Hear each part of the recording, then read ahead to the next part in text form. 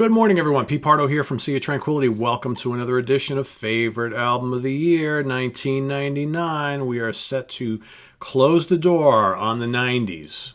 By the way, happy Sunday, everybody.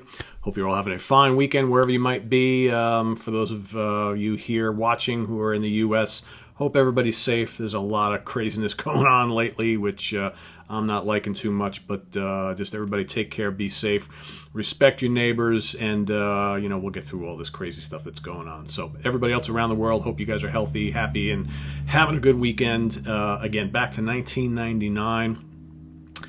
End of the decade, all right? Lots of musical changes kind of coming, but a lot of cool things happening. A lot of good prog, a lot of good metal, a lot of, fairly decent mainstream stuff. Another year jam-packed with favorites of mine. My absolute favorite, was not easy to choose. This was like another one of those foregone conclusions. It was just coming up with the runner-up that was a little bit difficult, as a lot of these are. Because, you're trying to trim down, like I've said many times, I put together like this big list. It could be 10, could be 15, could be 20, could be 8, whatever.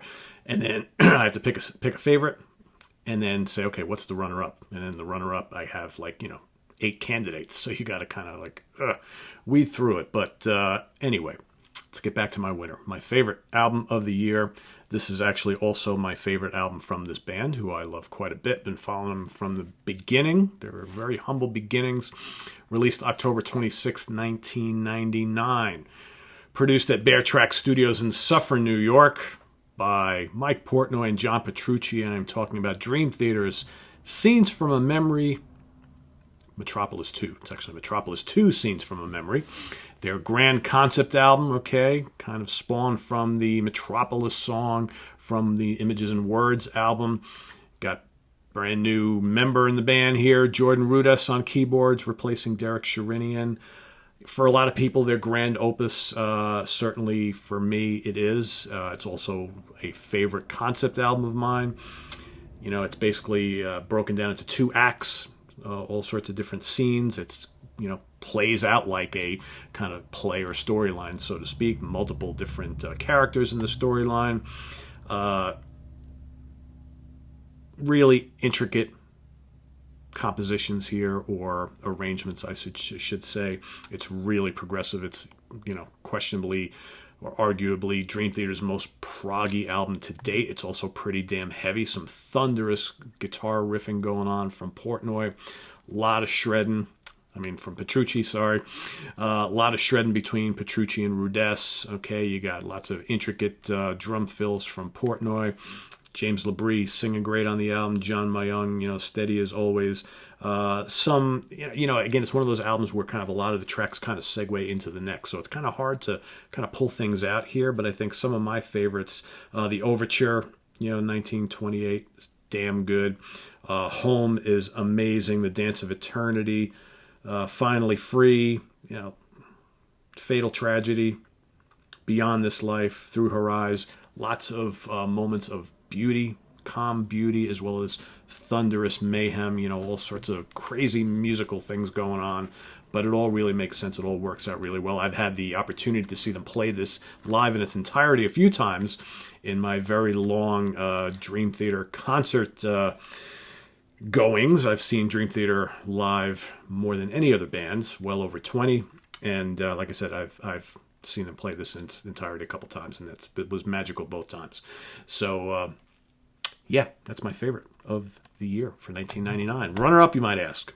Well, I'm going to pull another mulligan today. I couldn't decide between these two, so I said, screw it. I got a tie for a runner-up. Both tremendous albums that in any other year could easily have been my favorite. But, when you got Dream Theater, this particular album, kind of hard, but both of these are absolute classics from each band. First one I'm going to mention is Opeth Still Life. They have a couple of really strong albums before this, but for me, this was the first, absolutely outstanding Opeth album, top to bottom.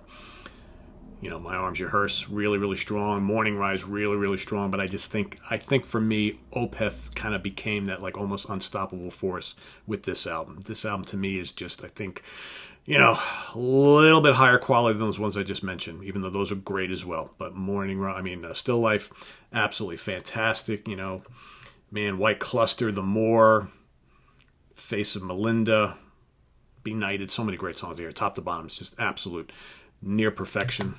And the other album that's going to tie with Opeth is At the Heart of Winter by Immortal. So we got some Scandinavia being represented today, Sweden and Norway. This is, for many people, Immortal's crowning achievement. It's just epic. It's just big and full of life and so powerful. You know, there's the guys right there. You know, Norwegian black metal for me doesn't get much better than Immortal. They're easily my favorite black metal band. Just, you know, not a ton of tracks, but they're all like really epic sounding. Most of them are lengthy. The riffs are to die for. The atmosphere is chilling and cold. It's just an incredible, incredible journey. So there you have it. 1999. My tie for runners-ups.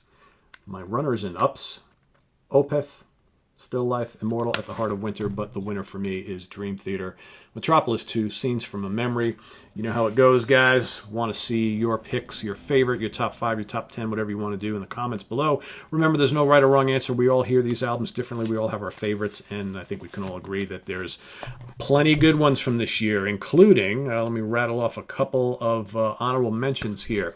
Porcupine Tree, Stupid Dream. That's a big favorite of mine. I really dig that album quite a bit. What else? Some prog stuff, man. Spock's Beard, Day for Night. Flower Kings, Flower Power, IQ, The Lost Attic, Evergrey, Solitude, Dominance, and Tragedy. What else we got here? Iced Earth, Alive in Athens, one of my favorite live albums from the 90s. Killer stuff. In Flames, Colony, Amorphous, Tuanella, Dimmu Borgir, Spiritual Black Dimensions, Nevermore, Dream in Neon Black. A lot of really good metal this year. Children of Bodom, Hatebreeder, Black Label Society, Sonic Brew, Dark Tranquility, Skydancer, Testament, The Gathering, Liquid Tension, Experiment 2. What else? Primal Fear, Jaws of Death, Lynyrd Skynyrd, Edge of Forever. Is there anything else I have not mentioned? Really good, cool kind of reissue. Jimi Hendrix Live at Woodstock. That's an absolute favorite of mine. I wanted to mention that as well. But these are my choices. So visit us on the web at www.seaoftranquility.org. We're on Facebook. We're on Twitter. Of course, we're here on YouTube all the damn time. As a matter of fact, coming up next in about an hour, Derek Schulman from Gentle Giant joining the show to talk about the new, or fairly new, Gentle Giant, ridiculously huge and all-encompassing box set.